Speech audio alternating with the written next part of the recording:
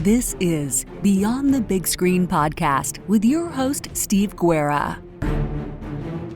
Thank you for joining us today for this very special interview with one of the most acclaimed biblical scholars of our day, Professor Bart Ehrman. Dr. Ehrman is a religious studies professor at the University of North Carolina, Chapel Hill in the United States.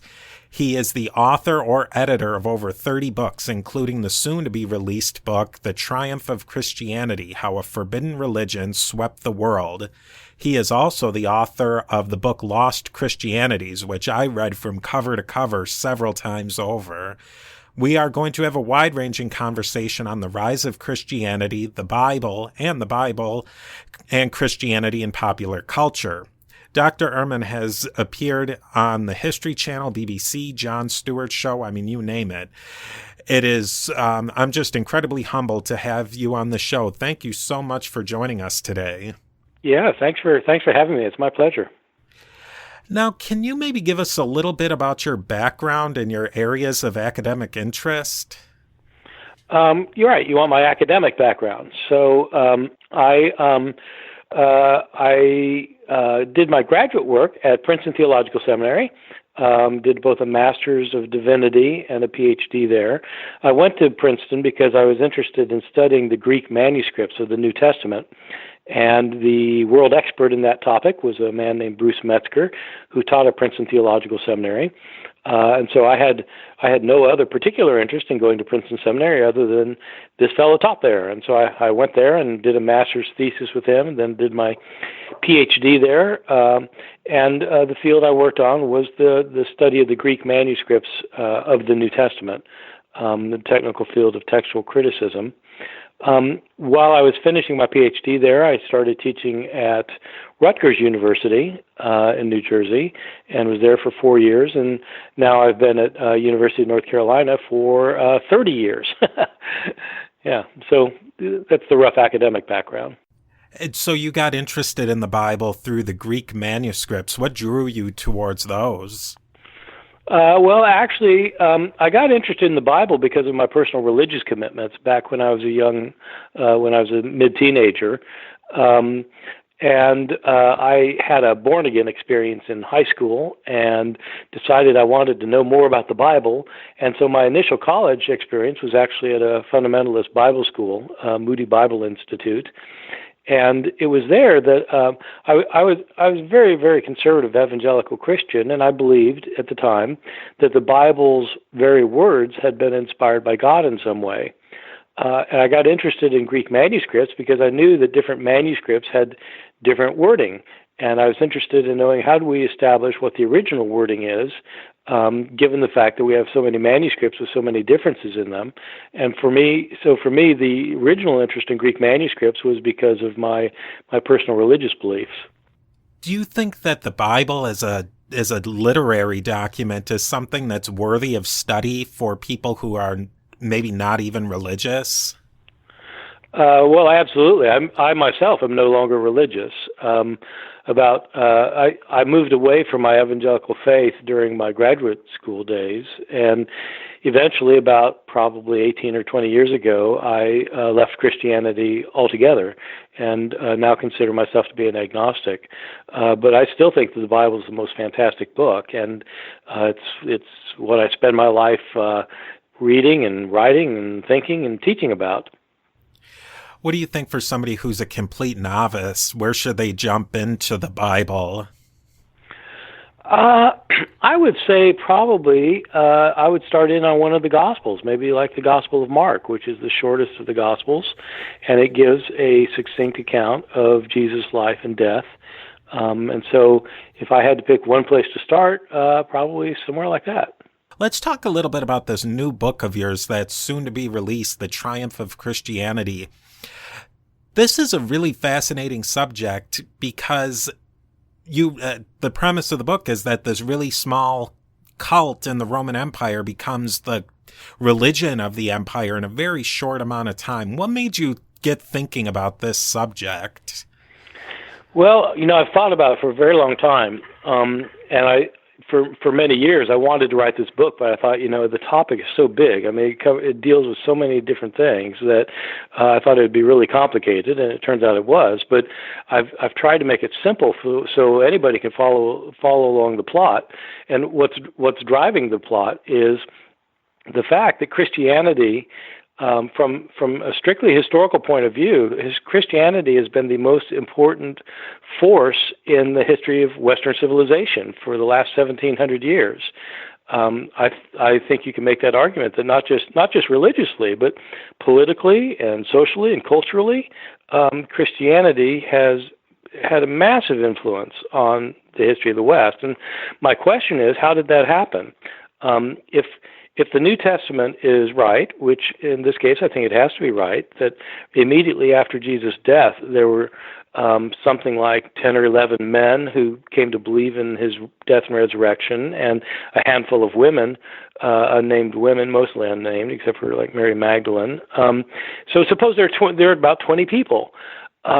These are lower class, illiterate day laborers from a remote part of the Roman Empire.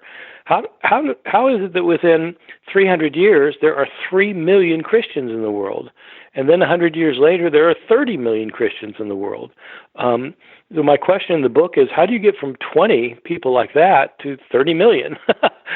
And so, so I think it's a really interesting question. And historically, in terms of Western civilization, there aren't too many questions that could be more important.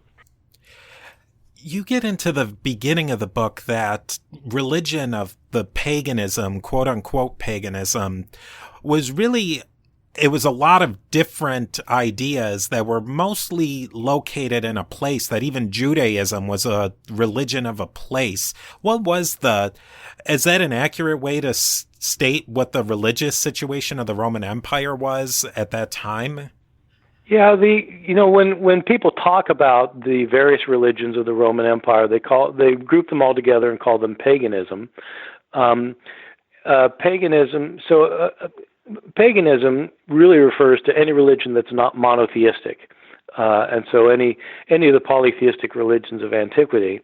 And one of the big questions I wrestle with in the book is whether it's fair to lump together the entire, 93% of the entire empire, and call it one thing, paganism, meaning not Jewish and not Christian. There's a wide variety of religions, and you're right. If you went to different places, you'd find different religions. At the same time, these various religions, hundreds of them, thousands of them throughout the empire, had some things in common. And so what I try to do in the book is to explain what it is these various pagan religions had in common, and what it is about these that made them both like and very much unlike what came about with the advent of Christianity. Maybe you can explain just a few of the common threads that were with this 93% of paganism. Yeah. Well, the one thing they all have in common is they believe in many gods, and so they're polytheistic. There were different gods in different places. Sometimes lots of different places shared gods. They had the same gods, and those would include, for example, the gods that we know about from Greek and Roman mythology. So that in Roman mythology, you have the king of the gods Jupiter and his wife Juno, and you have the god of war Mars and the goddess of love Venus. So you get those great gods, but then you also get gods over various cities, and you get gods that are of each family has its own gods. And you have gods who are over major areas. So you have every forest has a god, and every mountain has a god, and every river and stream has a god. And you have gods for all sorts of functions, for childbirth, and for the crops to grow, and for the weather, and for victory in war. And so there are thousands of gods everywhere. And so that, everybody agrees that in the ancient world, except for the pagans and except for the Christians and the Jews, everyone agrees that you have these many gods. And so that's sort of the first thing. The polytheism itself is distinctive. One other thing that's distinctive that makes these various religions different from what emerged with Christianity is that all of them believed that the way the gods were to be worshipped was not by believing the right things about them, thinking the right things about them, or behaving in the proper ways. So what we think of as doctrines and ethics were not really so much concern of these Roman religions. What they were really concerned about was performing the proper cultic acts in order to satisfy the gods. In other words, to do the practices that the gods anticipated, and the two main practices were making offerings to the gods, such as animal sacrifices, and saying prayers to the gods. And somebody who did that, who was religious and performed the proper offerings and said the proper prayers, could expect that God would provide for them and give them the things that they couldn't provide for themselves, whether it was health or the crops to grow, or for the rain to come, or for the girl next door to fall in love with you. Whatever it is you needed, the gods could provide. The Judaism of the first century BCE is kind of the link between that paganism and the Christianity, because that Judaism of that time had some of the elements that you talked about. How did Christianity fit into the Judaism of the time? I mean, it was a sect of Judaism. Did Judaism lend some things to Christianity that they were able to use to become this major religious force?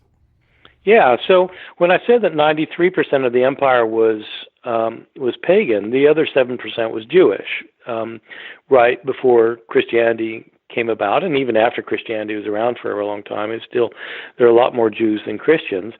And Jews, unlike pagans, thought that there's only one God to be worshipped. The thing about the Jews is they didn't really care whether pagans worshipped their God, but Jews insisted they were only going to worship their God, and they were going to follow the practices that had been handed down to them within their tradition. Jesus himself started off as a Jew. In fact, he was a Jew his entire life. He followed Jewish practices, and he worshipped the Jewish God, and he accepted the Jewish scriptures, and he became a teacher of those Jewish scriptures, and he taught his followers his interpretation of those scriptures. And so his followers were all Jewish to begin with. And Christianity, I would agree with you that it started out as a sect within Judaism. It was a kind of Judaism. Even after Jesus' death, when his disciples thought that he got raised from the dead, they didn't think that they were starting a new religion. They thought that that they had the true interpretation of what Judaism really was all about, and it wasn't until sometime later that some Christians started thinking, in fact, that the former pagans could join the Christian movement as well without becoming Jews, and that's when Christianity then became its own thing. And one of the key figures who was one of the people who linked that was Paul of Tarsus. Can you tell us a little bit about him and maybe what role he played in this situation? Yeah, I would argue that he played a really key role in this particular way. I don't think that Paul invented Christianity or that he founded Christianity, as some people say, but I think he certainly was instrumental in making Christianity what it became. Paul tells us, Paul has a number of writings within the New Testament, and so we can get Paul in his own words, which is very different from Jesus, because Jesus didn't write anything that we know about, but Paul did write, and so we can see what he has to say. And he tells us that he started out, when he first heard about Christians, he was dead set against the Christians and was a violent persecutor of the Christian church. But he apparently persecuted Christians for a year and a half, 2 years.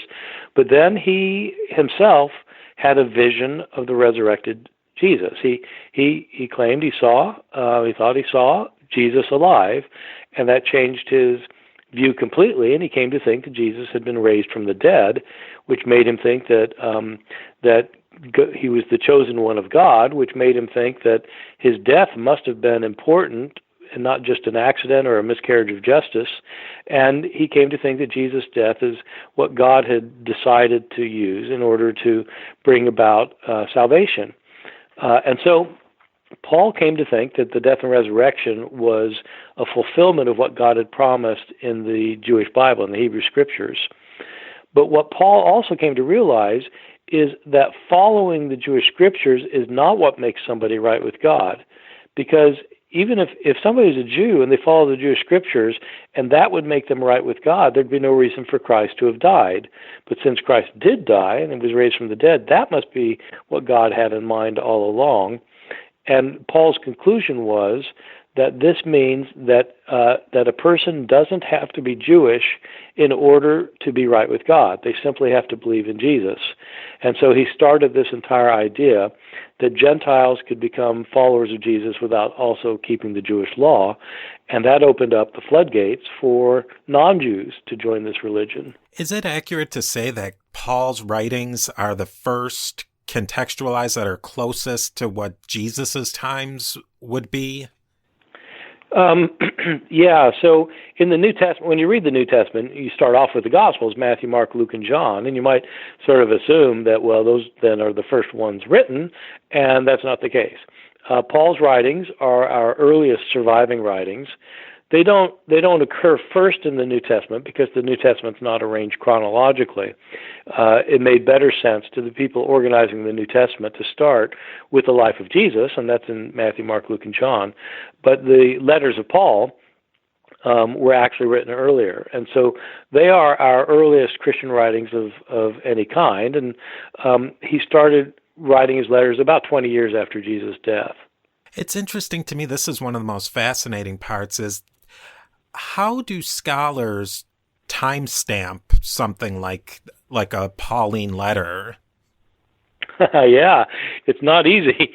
So it's a very technical area that people spend their whole entire lives trying to figure out the chronology of Paul's life in relationship to these letters. The short answer is the way it's done is there are places in Paul's letters where he'll say things like, 3 years later, I did this. 17 years later, I did that. And if you line them all up, and you have a pretty good idea when Jesus died, which is sometime around the year 30 of the Common Era. So it might have been 29 of the Common Era, it might have been 33, but it's right in there sometime. If you've got that in mind, and you add up these years for Paul, then you can get kind of a rough chronology. And there are some of Paul's letters where he refers to earlier letters that we seem to have. And so you can arrange the letters in some kind of chronological sequence. And it all works out that Paul probably converted around the year, if Jesus died in the year 30, Paul converted around the year 33. And his death is traditionally put in the year 64. So he would have had about a 30-year ministry trying to convert Gentiles to become followers of Jesus. I'd like to get back to Paul's letters, but maybe end run them just a little bit. We have some dating of the Gospels and of when they were released, but would they have been published on such a date, or were they revised works that were being released over a span? Because, I mean, they didn't go to a publisher. Okay, this is when we're coming out with the book, like a book would be now. Right. How can we get a date on those?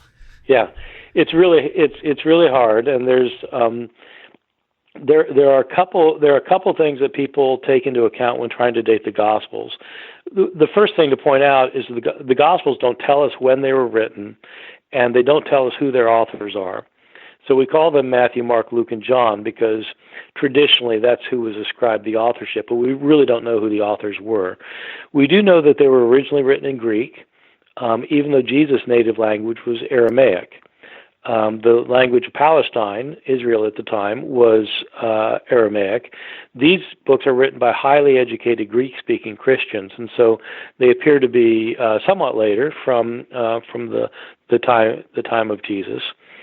The way you date things, there are two kind of major things you look for. You look for whether there are any references to historical events in the text. If you can see an allusion to a historical event, then obviously the book was written after that event. The other thing you look for are other authors later that you can date who quote the book. And so if you get quotations of a book, then obviously the book was written before that. In the judgment of most scholars, the Gospels appear to refer to the destruction of the Jerusalem temple. That happened in the year 70. And so it's usually thought that the Gospels are written around 70 or somewhat later.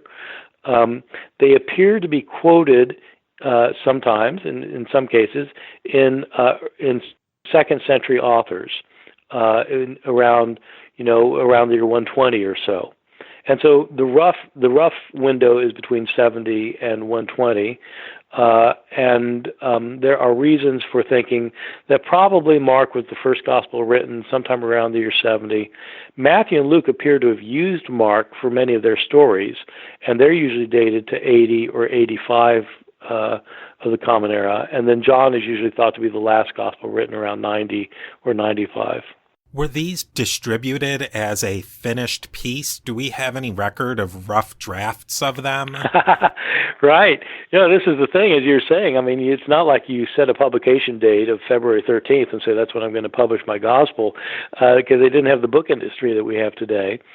In the ancient world, what it meant to publish a book was that you would release it to somebody else to read and copy.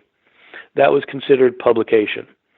An author would often write a book or a treatise or an essay or even a letter and would circulate it among friends to get suggestions, and then based on suggestions would edit it and then would release it, would send it out to put into circulation among anybody who wanted to read it.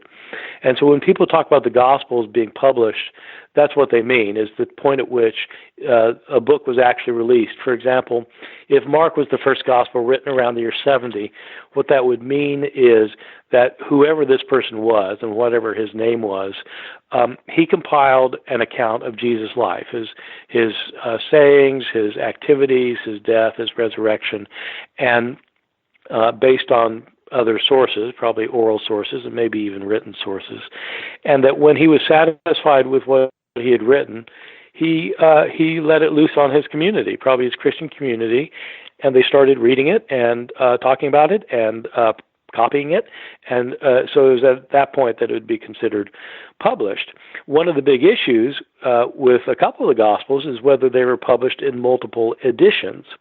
A lot of scholars think that the Gospel of John actually came out in 2 different editions, and some scholars think that Luke also came out in 2 different editions, where the author, maybe some years later, decided to change a few things here and there. Those documents, the 4 Gospels, are written in a different style, going back to the letters, where Paul is actually writing a letter to a community. Many letters are attributed to Paul, but even within the Gospel where there's the New Testament where there's 13 Pauline letters, only about 7 of them are actually scholars can attribute to him. How do you separate what might not have actually been written by him by what you can be pretty certain he did write? Yeah, this has been a long-standing issue in scholarship especially since the 19th century. The deal is, as you say, there are 13 letters that claim to be written by Paul, which is significant because there are 27 books in the New Testament, so we're talking about nearly half the New Testament books. What scholars started noticing in the 19th century is that some of these letters seem to stand at odds with the others. Their writing style appears to be different. They use a different set of vocabulary. Some of the theology seems to be different. And as they studied it, they came to think that there are 6 of these letters that may not have been written by Paul. There are 7 letters that cohere fairly well together in terms of writing style and theology and outlook, and these other 6 not so well. And so scholars talk about the 7 undisputed Pauline letters, and then the other 6, which are usually grouped into 2 groups. One is the pastoral epistles, which is 1st and 2nd Timothy and Titus, which are thought to have had the same author, but it probably wasn't Paul, even though it's a person claiming to be Paul. And then the 3 other letters are Ephesians, Colossians, and 2nd Thessalonians. They each apparently have a different author, but again, it appears to be each one of those persons was somebody claiming to be Paul, even though he wasn't. And now, a brief word from our sponsors. I've heard in some circles, and I don't know if this is apologetics or not, that it wasn't necessarily they are forgeries, but they were kind of forgeries with the best of intentions, that they were writing like how they thought Paul would write. Is that just apologetics, or was that a style of the day? Well, it's a bit of apologetics. So I wrote a book about this, actually. I wrote 2 books about this. One is a popular book for a general audience. It's just called Forged, and the subtitle is why the authors of the Bible are not who we think they are. And the other book is a very long academic book called Forgery and Counterforgery. And what I argue in both of those books is that it's wrong to say, as a lot of people do say, that nobody looked down on the practice of forging, of writing a book claiming to be someone else. It's not true that nobody looked down on that. If you actually look at if you look at ancient records, when people talk about this phenomenon of people claiming to be someone knowing that they're someone else, they always condemn it. It's viewed very negatively and condemned widely in our sources. Christian sources, Jewish sources, Greek sources, Roman sources, they all condemn this practice. On the other hand, a lot of people who were doing this practice in early Christianity, they may well have had good intentions, even though they would have been called liars by other people. They may have thought, well, Paul's not here, and if he were here, this is what he would have said. And so the thing is that they don't think anybody's going to listen to them, because who are they? And so what they do is they write a letter claiming to be Paul, knowing that they're not Paul, as a way of getting people to read their account of what Paul would have said. And so the ancient people who talk about this practice would have called it duplicitous and lying. But, sometimes people think that the ends justify the means. And there's certainly a tradition in early Christianity that said it's okay to lie in some circumstances. And these authors may have felt that way. Were these letters, was the basic content of them in line with Paul? I kind of think of the author from the 2000s and earlier, Michael Crichton, where he seems to come out, even though he died about a dozen years ago, a new book by him comes out just about every 2 years. Were they basically using Paul's notes, or were they coming up with just fresh material in these letters? Well, one of the reasons we're thinking Paul didn't write these books is because there are places where they very seriously depart from what Paul had to say. Not just that they're different, but they're actually contradictory to what Paul had to say. And so I think what people don't realize is that there were a lot of people writing in Paul's name, and only 6 of these books got into the New Testament. But there were people who took opposite points of view who wrote in Paul's name, claiming to be representing Paul. And so it's not that these people in the New Testament got Paul right and everybody else got Paul wrong. It's that the theology that developed in early Christianity found some writings to be more compatible with this later theology than other writings. And so everybody, it's the sort of thing where everybody's doing it, and everybody's accusing the other person of doing it when they're doing it themselves. So we've established that Paul was a potent force in early Christianity. What was moving Christianity forward through the 100s and the 200s and the 300s in this movement towards becoming a dominant religion in the Roman Empire? Was it fait accompli at that time, or were there some things happening along the way? It wasn't at all a fait accompli. And you might think if you go from 20 people to 3 million people in 300 years, you've got to have some mass conversions going on. There need to be like these Billy Graham rallies where thousands of people come forward. I mean, how else is it going to happen? What I argue in my book is that it doesn't have to be that way.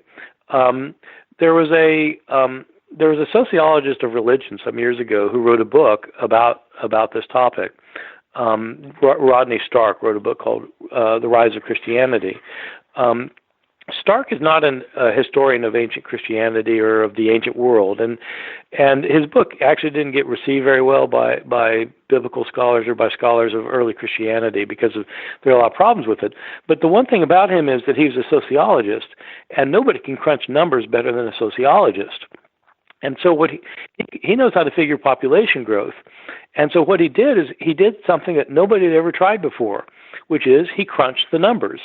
And he asked, how do you get from a small number early on to 5 or 6 million 300 years later? And what he shows is that you don't need to have massive conversions, and you don't need to have a miracle. All you really need is steady growth. And in his book, he argues that what you need is for the Christian church to grow at a rate of 40% every decade. In other words, if this year you've got 100 Christians, in 10 years from now you need 140 Christians, which means basically you need to convert 3 or 4 people a year. The 100 of you need to convert 3 or 4 a year.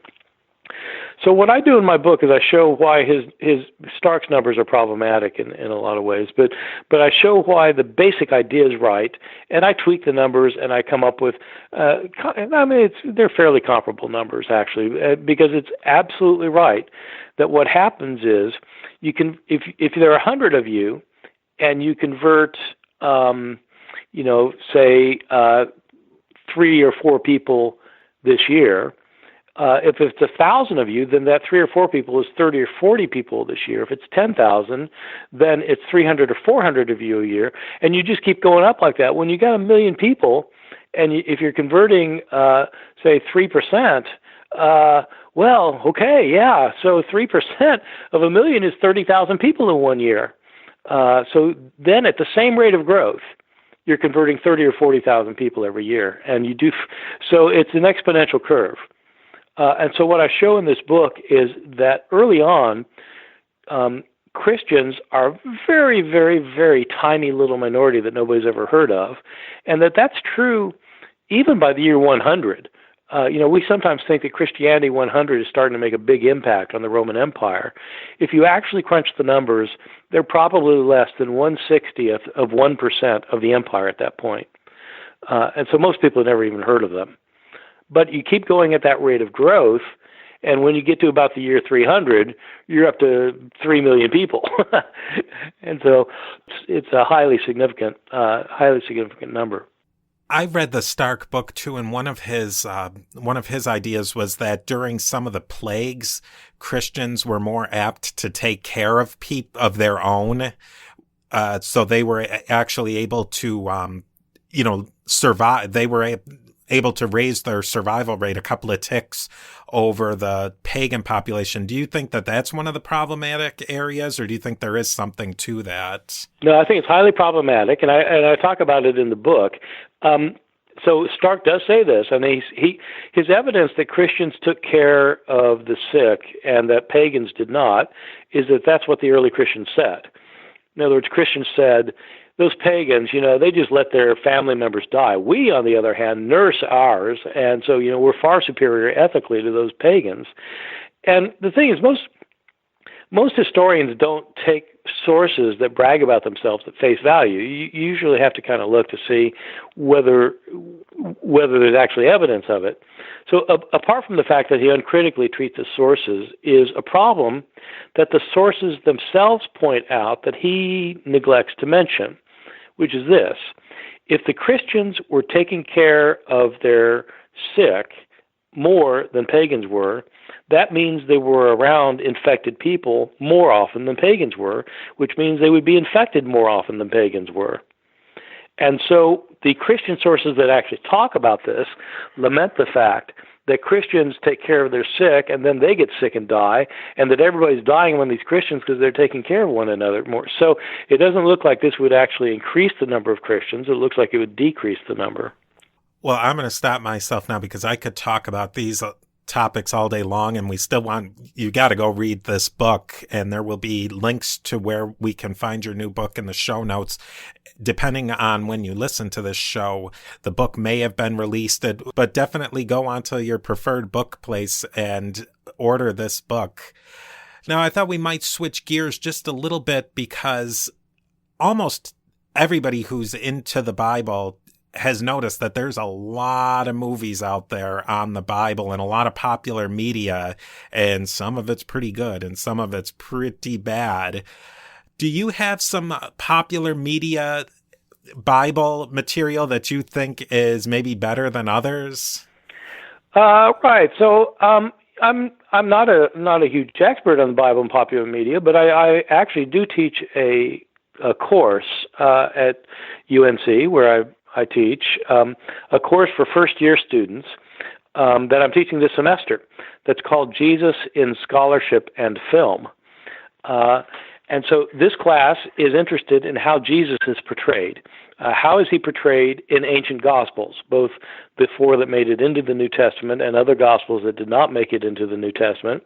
And how is he portrayed by modern scholars who utilize our ancient sources to try and reconstruct what Jesus was really like? And how is he portrayed in modern film? And it's a really interesting course because students, among other things, they read a bunch of Gospels, but they also see a bunch of films, and they have to evaluate these films and figure out how is Jesus being portrayed here, and what's the point, and is it what's the quality, and everything else. So, one of the things I do early on that I'm going to be doing, I think next week for this class is. This will be their first time seeing any film because we've been studying ancient texts for the first month or so. In class, I show them a number of clips of the birth narratives of Jesus, where Jesus is born. And the way I prepare my students for this is I have them read the two accounts of Jesus' birth in the New Testament. There's only two accounts of Jesus' birth. One is in the Gospel of Matthew, chapters 1 and 2, and the other is in the Gospel of Luke, chapters 1 and 2. I have my students read these accounts carefully, and then I have them list everything that happens in Matthew, chapters 1 and 2, and then list everything that happens in Luke, chapters 1 and 2, and then I have them compare their lists, and to figure out if there are any discrepancies, and if so, whether any of these discrepancies can be, if any of these discrepancies are irreconcilable. Students are amazed because everybody hears the Christmas story every year in December, and the Christmas story everybody hears is taking stories from Matthew and taking stories from Luke and smashing them together. But the problem is there are some differences between there are a lot of differences because they tell different stories, but there's some things that if Matthew's right in what he says, Luke can't be right in what he says. And so they do this comparison. But then what I do is I show them film clips and ask them, how does a director resolve these contradictions? And so we watch the silent Ben-Hur, which is done back in the 1920s that most people don't know about. The Ben-Hur begins with the birth narrative of Jesus.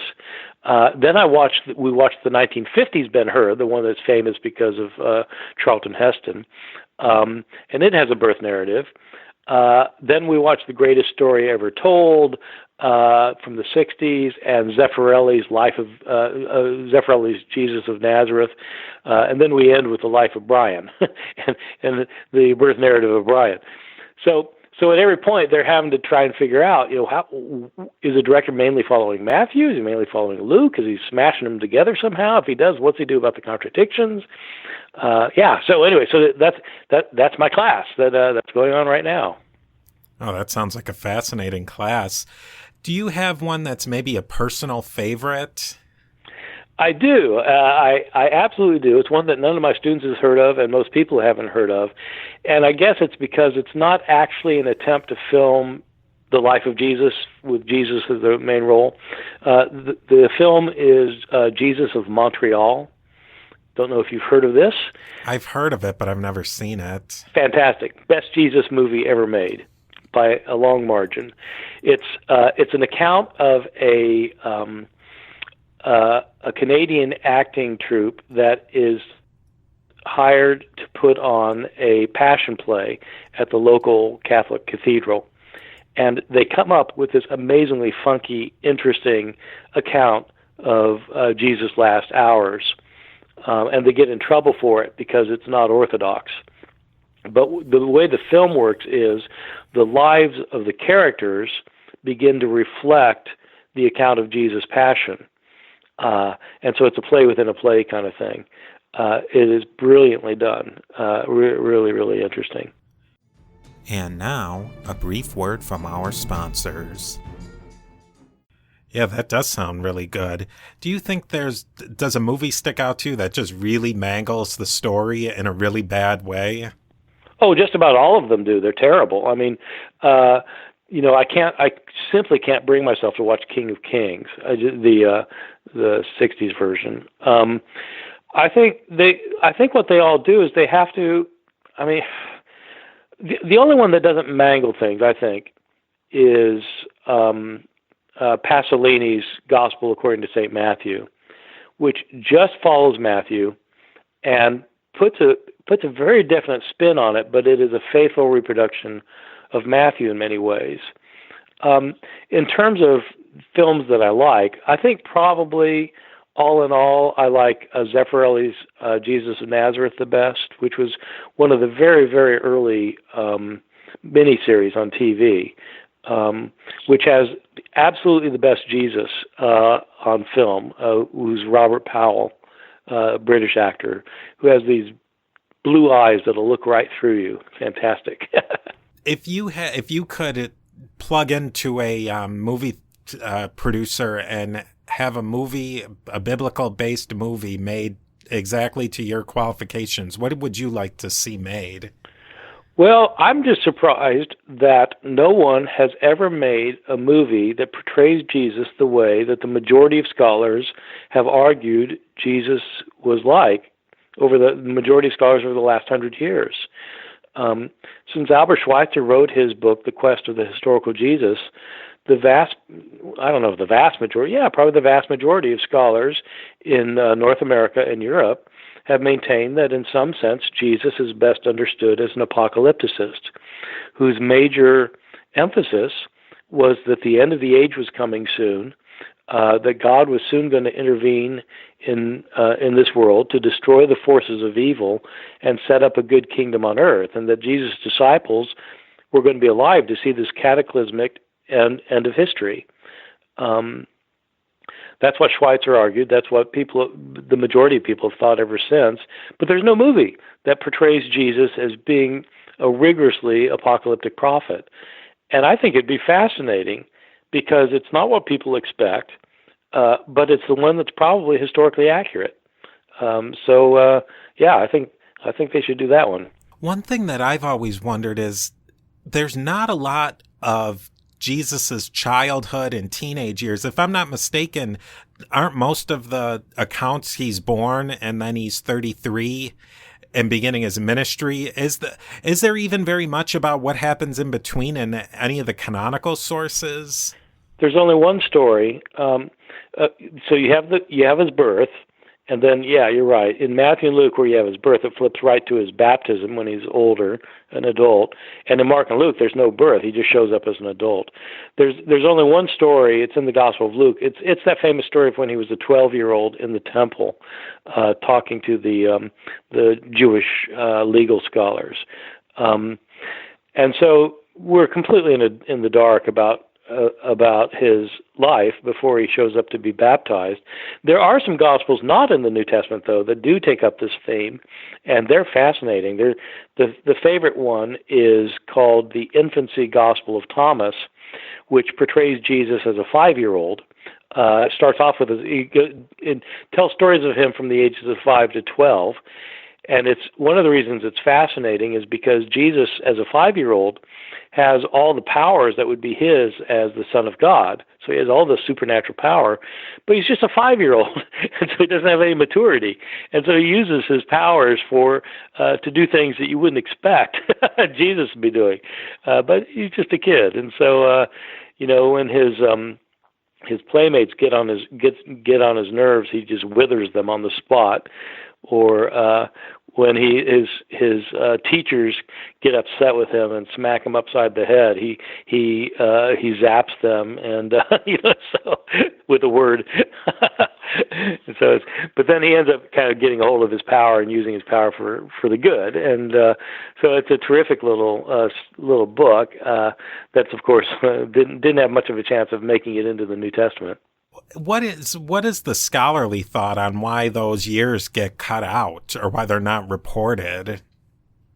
I think the early Christians were really just interested in the miraculous life and death and resurrection of Jesus, and the tradition was that he was an unknown person who came from a small town, Nazareth, little tiny little hamlet, who was not well known, but then started engaging in miracles and doing his teaching after he got baptized. And so they just weren't interested in his childhood. They were, so they didn't have the kind of biographical interest that people have today. They didn't think that, he had formative influences or that he had experiences that shaped his later life. They just thought that, he shows up as an adult and can do these miracles and deliver these teachings. And they just really wanted to know about his miracles, his teachings, and his death and resurrection. So watching that development, the character development, just wasn't something that was what people were interested in reading about? Well, it's because people in the ancient world didn't know there was such a thing as character development. When you read ancient biographies of other people, such as biographies that you find in Plutarch, for example, the events discussed about a person's childhood are not meant to show that these are formative influences. They're meant to show that the person's character was manifest already as a child. So the ancient people thought a person's personality characteristics were already set at birth, and early events in their life could demonstrate those. So there wasn't an idea of a formative period or psychological influences or anything like that. That's all pretty much post-Freudian ideas. If people want to follow you or learn more about you, where can they go? Well, there are two things. I have a webpage, bartdehrman.com, which has my curriculum vitae and stuff like that on it, my speaking schedule and everything. But in some ways, a more interesting site is my blog. So I have a blog. Just somebody can just search for the Bart Ehrman blog, EHRMAN, the Bart Ehrman blog. I post I post 5 or 6 times a week, 1,000 words a day. I've been doing this for 5.5 years. Every week, 5 or 6 posts, 1,000 words each time, and it deals with everything dealing with early Christianity, from the historical Jesus to the writings of Paul to the persecutions of early Christianity to the role of women in the church to the conversion of the Emperor Constantine to how we got the Bible, just anything having to do with anything related to this. The only catch with this is that to belong to the blog, a person has to pay. The charge is $24.95 for a year's membership, but I don't keep a penny. I use this as a way of raising money for charity, and so I give every dime away to charities dealing with hunger and homelessness.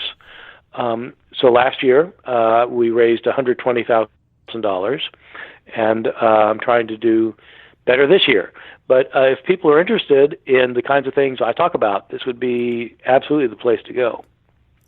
Well, that's just wonderful, and we will post to that in the show notes. I want to thank you so much for coming on. I could talk about these things all night, but I value your time, and there's more than enough material that people can find in your books and on your website and blog. So just thank you so much for coming on and talking to us today. Yeah, it's been my pleasure. Thank you very much. Links, of course, to find all of Professor Ehrman's books and his blog and his personal website can be found in the show notes. If you'd like to email me with some show ideas, topics, guests, you can email is steve@a2zhistorypage.com. Everything also can be found at the website a2zhistorypage.com. I'd love for you to send in those reviews on Apple Podcasts. They really help the show, and they help more people learn about the show. More and more people are tuning in every day, which is wonderful. But those iTunes reviews, really, they also help me know what you're thinking about the show. So send in emails, iTunes reviews, whatever you like. We will also be having drawings for Beyond the Big Screen merchandise and swag based on iTunes reviews. If you submit an iTunes review, you'll be entered into the drawing. So definitely send in your ratings and reviews. Thank you very much for listening today, and I will see you next time beyond the big screen.